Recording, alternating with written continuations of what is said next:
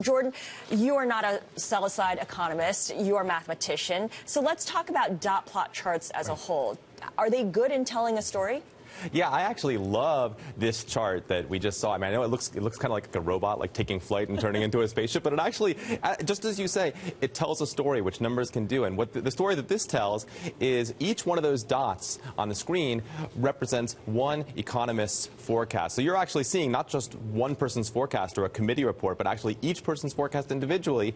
And what you can see is that the long-term forecast, everyone kind of agrees. It's kind of narrow. Everyone agrees on what's going to happen. But how we're going to get there, there's many different stories, and so you can sort of see like where the disagreement is among the economists. And all these people can be a Wall Street economist, actually, because did I sound like one? That's pretty much what we talk about all day long.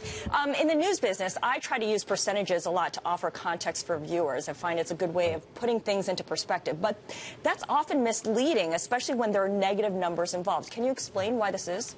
Exactly, and of course the percentage is a fabulously useful tool. That's why it's become so common. But like, I'll give you an example I really like. That we talk a lot about income inequality and income growth, and we say like something like 93% of the growth in income in the recovery has gone to the top 1%, and that's definitely true. But the way that makes it sound is that there's only 7% left for everyone else, and that's actually not true. In fact, the top 10% is doing fine, and they've had lots of income growth too. But there's negative income growth for everybody else, the other 90%. So in a way, saying it that way, this 93% for the top 1%, kind of it puts everybody else off the hook in a way that's not really accurate. It obscures. Right. One of the things you do in your book is you don't obscure, you illuminate. And I'm wondering if you can just describe how you were able to connect Al Gore, George Bush, and their battle in Florida with slime mold, because you do that very well in the book, and I think that illustrates a lot of what the book brings out. Oh, the connection's not obvious?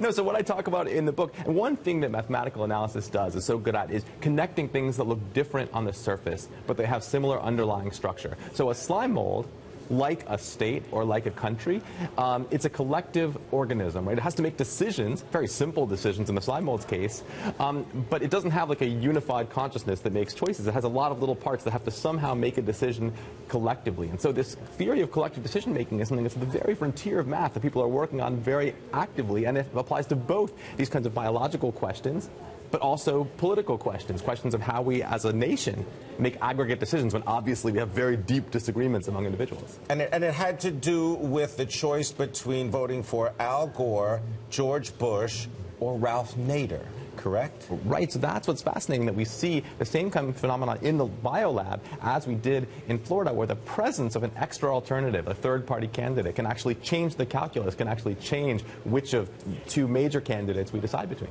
You know, I want to bring in something else that, of course, has gotten a lot of play among politicians as well, the student loan debt. It has exploded, leading a lot of people to fear that it is the next subprime bubble. Talk to us about how this chart, which shows a pretty straight line up, fails to tell the real story or the whole story. Right, and it's always, by the way, these charts, they're always correct, right? So they're not lying, but there's always more to the story than that. So what's definitely true is the student loan is going up and up. By the way, why that is still kind of a mystery. We argue about it all the time. Everybody's sure they know why, but they all have different answers.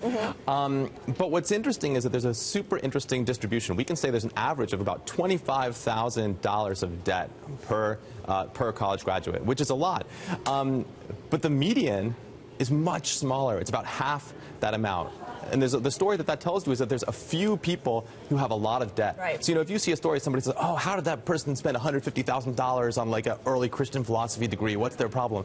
That's like a very narrow slice. What's going on is that there's about 1% of people have 200K or more of debt. That's like the 1% you don't want to be in. Right? That's but that's sort of a lot of, in some sense, that's part of the story. Small numbers of people, huge amounts of debt. But it's not the typical case. And it can lead to wrong policy in some instances. I wonder, our audience is made up of a lot of math jockeys, people who have these massive degrees. They're on Wall Street. They're always trying to price risk on illiquid securities. What can they do better to use math to try to price something so difficult to get your head around?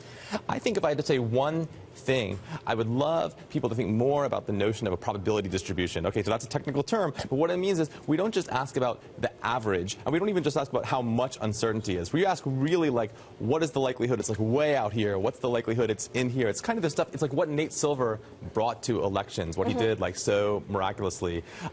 I would like to see that kind of thinking everywhere in economics too, and of course among the most technical people, it is there. All right, Jordan Ellenberg, thank you so much. Thank you. Author of How Not to Be Wrong, The Power of Mathematical Thinking.